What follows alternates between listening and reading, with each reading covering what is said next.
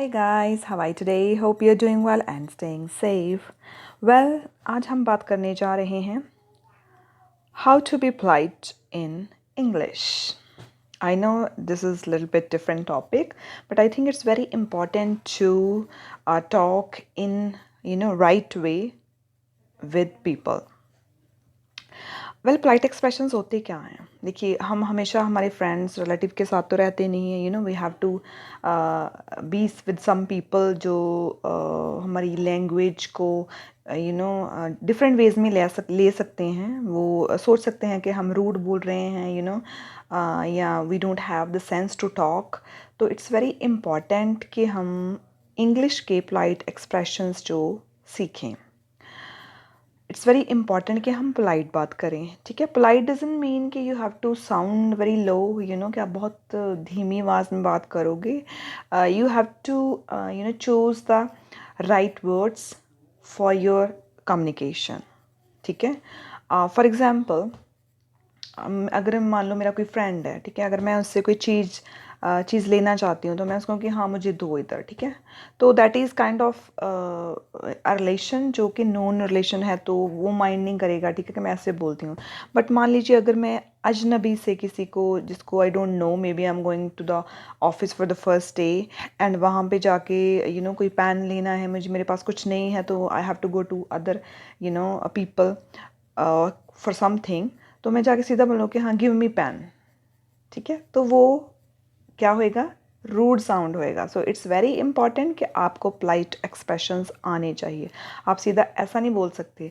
जैसे कि मैंने थोड़ी चीज़ भी ऑब्ज़र्व की है कई बार, जैसे कि अकेडमीज़ में भी होता है कि कोई सीनियर आता है तो टीचर को बाहर बुला के जाता है, तो सीधा बोलता है कि कैन यू कम आउटसाइड. ठीक है, तो that is little bit rude I guess, because there are other expressions जो ज़्यादा पोलाइट साउंड करते हैं, क्योंकि that is kind of informal ways. या बोल सकते हैं कि आप फ्रेंड्स के साथ ऐसे यूज़ कर सकते हो लैंग्वेज, जिनको आप बहुत अच्छे से जानते हो, जो आपकी लैंग्वेज को माइंड नहीं करते. अदरवाइज इट्स वेरी इंपॉर्टेंट कि हम पोलाइट एक्सप्रेशंस यूज़ करें. चलिए शुरू करते हैं आज का लेसन. एक क्विक रिमाइंडर है, if you haven't subscribe my channel yet, please do it. It's free and it doesn't cost you anything. चलिए शुरू करते हैं. तो आज हम कुछ सेंटेंसेस डिस्कस करेंगे जो कि हम इम्पोलाइट एंड पोलाइट तरीके में देखेंगे कैसे हम यूज़ कर सकते हैं. ठीक है, so the first one, for example आप किसी शॉप पे जाते हो, या आप किसी रेस्टोरेंट में जाते हो, किसी भी शॉप में जाते हो, और मान लीजिए आपने सैंडविच खाया है और आपको एक और चाहिए, आपको अच्छा लगा है, तो आप जाके बोलते हो कि आई वांट अनदर सैंडविच, कि मुझे एक और सैंडविच चाहिए. ठीक है, ये बहुत इम्पोलाइट वर्ड है. ठीक है, ये बहुत इम्पोलाइट है, और आई वुडेंट रेकमेंड कि आप ऐसी लैंग्वेज यूज़ करें. ठीक है, जब भी आपको कुछ ऑर्डर करना है या कुछ ऐसा है, आपको ऐसी कोई चीज़ लेनी है, तो आप क्या बोलोगे? आई वुड लाइक अनदर सैंडविच. ठीक है, आई would like another sandwich. That would be more polite. ठीक है, ऐसे नहीं जैसे कि आप शॉप पे भी जाते हैं, हमने नॉर्मली देखा है, क्योंकि इंग्लिश जो है हमारी, दिस इज़ नॉट आर हमारी लैंग्वेज नहीं है. हमारी रीजनल लैंग्वेज और होती है, और उसमें हमें पता है क्योंकि हमें बचपन से सिखाया जाता है. But when it comes to English, it's very important कि you choose the right words for your communication. ठीक है, सो आप किसी शॉप पे जाते हो, मान लो आपको पेन पेंसिल खरीदनी है, तो आप ऐसे नहीं बोलोगे कि आई वॉन्ट वन पेन. ठीक है, इट्स मतलब ऐसे बोलते हैं लोग, ऐसे नहीं है कि लोग बोलते नहीं, ऐसे बोलते हैं, बट दैट इज़ इम्पोलाइट. ठीक है, वो इम्पोलाइट हो जाता है. रादर यू वुड से कि I would like a pen, a pencil and 2 notebooks. ठीक है, जैसे भी आपकी ज़रूरत हो, तो that is good way to communicate. मान लीजिए एक सिचुएशन और देती हूँ आपको. आप किसी ने आपको कुछ कहा और आपको समझ नहीं आया, तो आप अक्सर क्या बोलते हैं? व्हाट. जैसे कि हम हिंदी में भी किसी से बात करते हैं, तो हम दोबारा क्या रिपीट करने का मतलब क्या करते हैं? क्या. आपको किसी ने कुछ बुलाया, कुछ कहा, तो आप क्या बोलते हो? क्या. एक एक्सप्रेशन देख के उसका मतलब होता है कि हाँ मुझे समझ नहीं आया भाई, तो दोबारा रिपीट करो. But that is not polite way.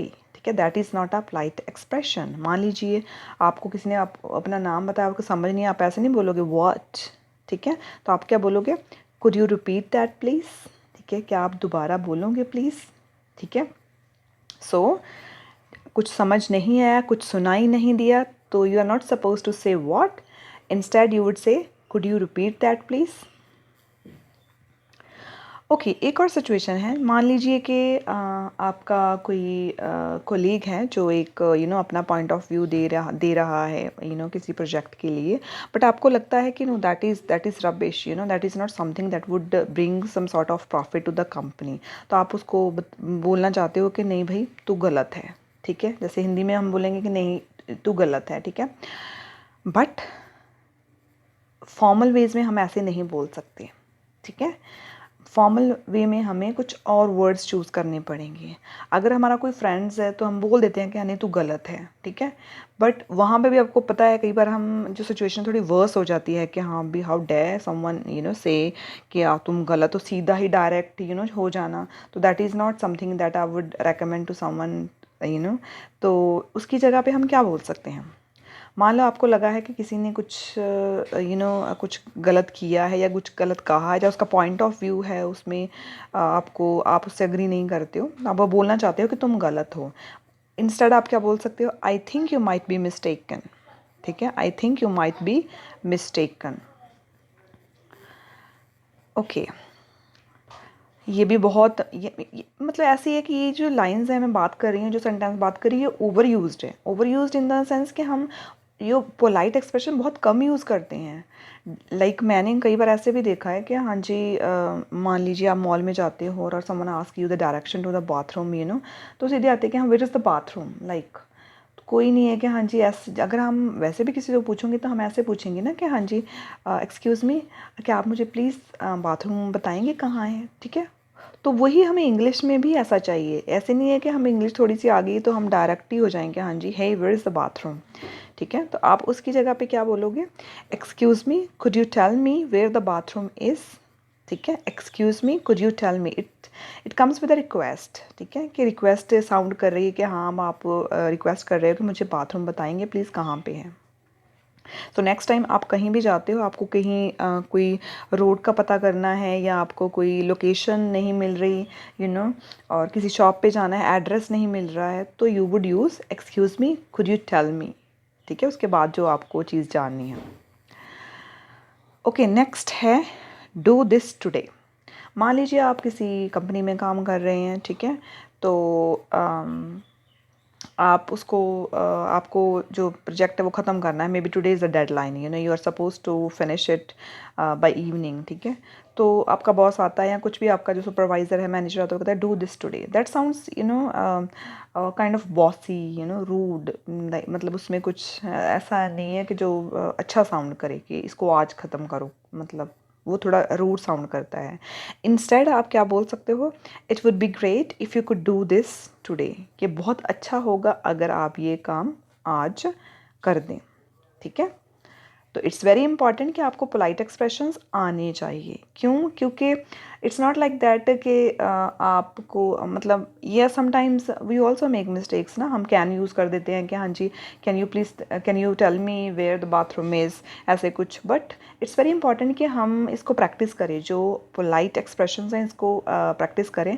और इसका सबसे जो अच्छा तरीका है, I think you should watch English comedy shows, English reality shows, या कुछ भी जो इंग्लिश में हो, आपको वो मतलब जो उनके बने हुए हैं ना, अमेरिकन ब्रिटिश, वो देखने चाहिए। क्यों? क्योंकि वो ऐसे एक्सप्रेशन यूज़ करते हैं, ठीक है, और आपको एक्सेंट में भी समझने में उसका आसानी होगी, आप अच्छा लगेगा आपको, ठीक है, और आपको ये प्रैक्टिस करनी चाहिए। आई होप कि आपको आज का वीडियो अच्छा लगा होगा। अगर आपको ये वीडियो अच्छा लगा है तो please hit the like button. If you haven't subscribe my channel yet, please इसको सब्सक्राइब कीजिए। एंड मैं जल्दी मिलती हूँ एक नई वीडियो के साथ। टिल देन आप प्रैक्टिस कीजिए ये वाले पोलाइट एक्सप्रेशंस। Bye bye.